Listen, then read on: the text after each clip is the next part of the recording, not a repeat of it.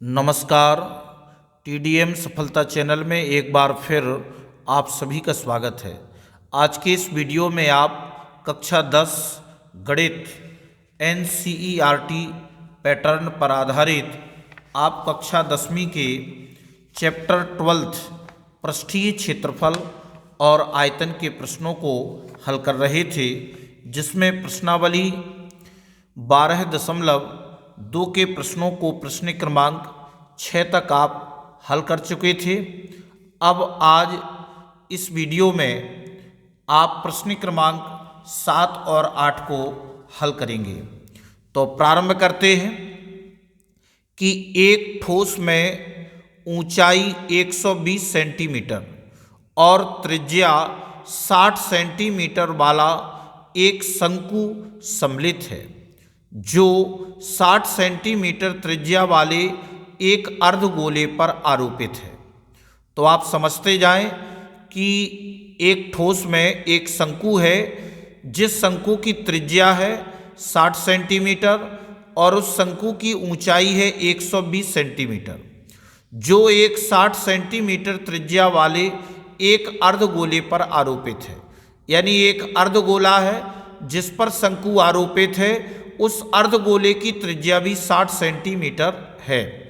इस ठोस को पानी से भरे एक लंबवृत्तीय बेलन में इस प्रकार सीधा डाल दिया जाता है कि यह बेलन की तली को स्पर्श करे।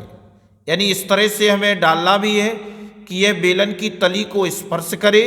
यदि बेलन की त्रिज्या 60 सेंटीमीटर है, यानी यहाँ पर हमें बेलन और अर्धगोला और शंकु तीनों की त्रिज्याएं हमें 60 सेंटीमीटर दी गई हैं और ऊंचाई 180 सेंटीमीटर है, तो बेलन में शेष बचे पानी का आयतन ज्ञात कीजिए।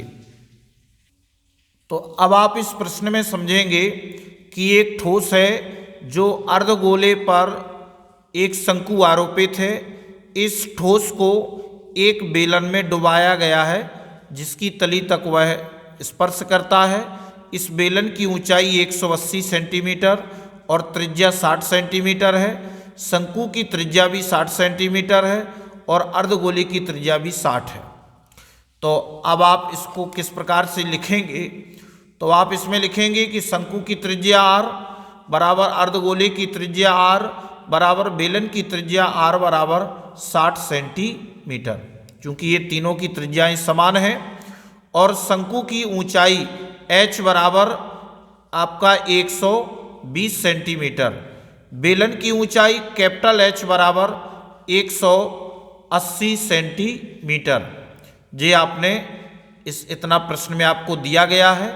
तो अब सबसे पहले हम क्या करेंगे कि बेलनाकार बर्तन का आयतन बराबर पाई आर स्क्वायर H। तो पाई का मान 22/7 गुणा आर का मान 60 गुणा 60 इंटू H का मान 180। तो अब आप इसे आगे सरल करेंगे। तीनों ये 22 गुणे 60 गुणे 60 गुणे 180 सभी का गुणा करके और 7 का भाग देंगे तो हमें इतना प्राप्त हो जाएगा घन सेंटीमीटर।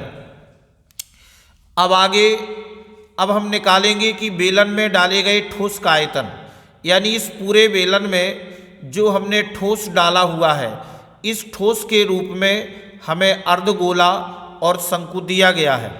तो हम इसको निकालेंगे कि बेलन में डाले गए ठोस का आयतन बराबर अर्धगोले का आयतन प्लस शंकु का आयतन।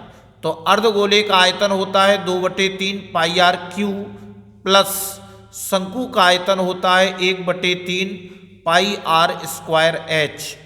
तो अब आप इसमें से 1/3 पाई आर स्क्वायर कॉमन ले लेंगे, तो यहाँ बचेगा 2 इंटू आर प्लस और यहाँ बचेगा केवल H, बाकी कॉमन आ गया। अब यहाँ पर हम मान रख देंगे 1/3 गुणा पाई का मान 22/7 गुणा आर का मान 60 गुणा 60 इंटू ये हो जाएगा 2 गुणा आर का मान 60 प्लस H का मान 120। अब इसको फिर लिखा 1/3 गुणा 22/7 60 60 का गुणा किया 6 6 3600 और इंटू 60 दूनी 120 और प्लस 120 240। अब इसको 3 से काट दिया, 3 8 24 80 और बाकी गुणा कर देंगे 22 गुणा 3600 गुणा 80 और बटे में आएगा 7। अब इन सभी तीनों का गुणा करेंगे, 7 का भाग देंगे तो हमारा इतना आ जाएगा घन सेंटीमीटर। आप देख रहे हैं। अब आगे चूंकि हमें निकालना है कि बेलन में शेष बचे पानी का आयतन, तो बेलन में शेष बचे पानी का आयतन बराबर सबसे पहले तो पूरे बेलन का आयतन, उसमें से हम माइनस कर देंगे बेलन में डाली गई ठोस का आयतन। यानी बेलन में जो हमने ठोस डाला हुआ है, जो बेलन की नीचे तक जाता है, स्पर्श करता है, तो इसका जो हमने आयतन निकाला है इसको हम माइनस कर देंगे। तो सबसे पहले बेलन का आयतन जो हम ज्ञात कर चुके हैं तो इसको लिखेंगे और माइनस बेलन में डाली गई ठोस का आयतन। तो जब हम इसको माइनस कर देंगे तो हमारा उत्तर आ जाएगा घन सेंटीमीटर। लेकिन जब हम इसका उत्तर मीटर में लिखेंगे तो चूंकि हम जानते हैं कि 1 मीटर बराबर 100 सेंटीमीटर, तो 1 घन मीटर बराबर 100 का घन हो जाएगा। तो उत्तर अभी हमारा सेंटीमीटर में दिया है, तो जब हम मीटर में बनाएंगे और घन, तो हमें 3 बार हम 100 का गुणा करेंगे और कितने अंक बाद 6 अंक बाद दशमलव आएगा, तो 1 2 3 4 5 6 यानी 1.131 घन मीटर ये हमारा उत्तर हो जाएगा। तो हम बता देंगे कि अतः बेलन में शेष बचे पानी का आयतन 1.131 घन मीटर है। इस प्रकार से आप इस प्रश्न को हल कर लेंगे। अब आगे 8वां प्रश्न देखते हैं कि एक गोलाकार कांच के बर्तन की एक बेलन के आकार की गर्दन है। तो आप इसको देखते भी जाएंगे कि एक गोलाकार और इस कांच के बर्तन की जो है बेलन के आकार की गर्दन है। आप देख रहे हैं बेलन के आकार की इसकी गर्दन है, और यदि वो जिसकी लंबाई 8 सेंटीमीटर है, इस गर्दन की जो लंबाई है वह 8 सेंटीमीटर है और व्यास 2 सेंटीमीटर है। इसका जो व्यास है वह 2 सेंटीमीटर है, जबकि गोलाकार भाग का व्यास 8.5 सेंटीमीटर है। यानी जो गोलाकार भाग है इस भाग का व्यास है 8.5, तो इसको आर के रूप में यानी त्रिज्या के रूप में लिखा है, तो इसमें 2 का भाग दे दिया। अब इसमें भरे जा सकने वाले पानी की मात्रा का माप कर एक बच्चे ने यह ज्ञात किया कि इस बर्तन का आयतन 345 घन सेंटीमीटर है। तो जांच कीजिए कि उस बच्चे का उत्तर सही है या नहीं, यह मानते हुए कि उपरोक्त मापन आंतरिक मापन है और पाई बराबर 3.14 का हमें उपयोग करना है। तो सबसे पहले तो हम इसमें लिखेंगे कि बेलनाकार गर्दन का व्यास 2 सेंटीमीटर, तो बेलनाकार गर्दन की त्रिज्या r बराबर 2/2 बराबर 1 सेंटीमीटर होगी। फिर बेलनाकार भाग की ऊंचाई h बराबर 8 सेंटीमीटर।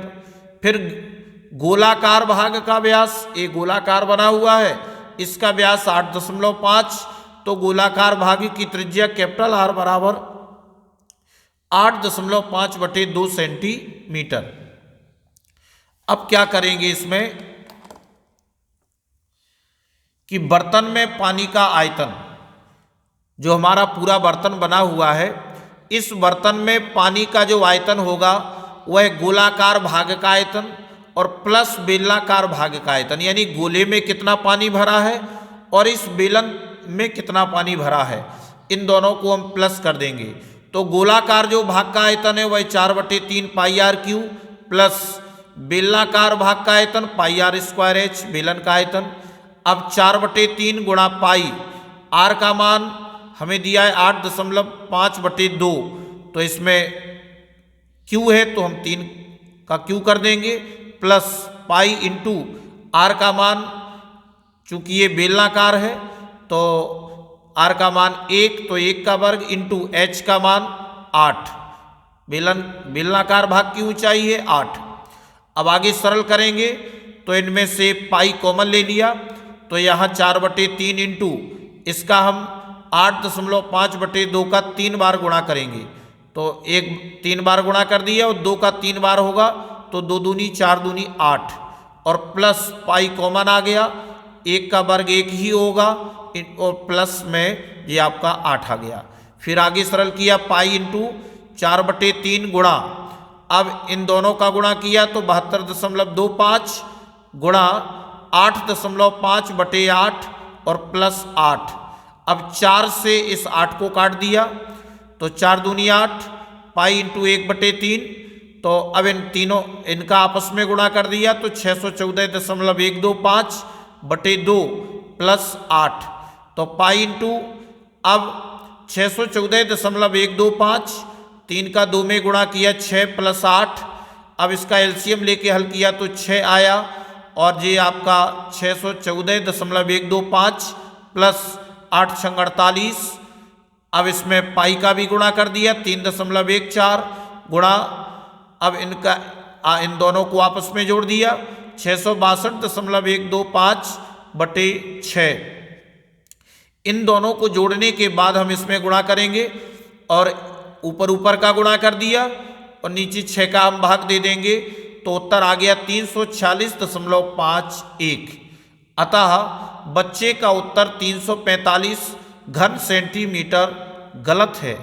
अतः वर्तन का आयतन 346.51 घन सेंटीमीटर होगा। इस प्रकार से आप इस प्रश्न को हल करके आपका ये अध्याय पूरा होता है। अगर आपको ये वीडियो अच्छा लगा हो तो वीडियो के लिए कमेंट और शेयर अवश्य करें। धन्यवाद।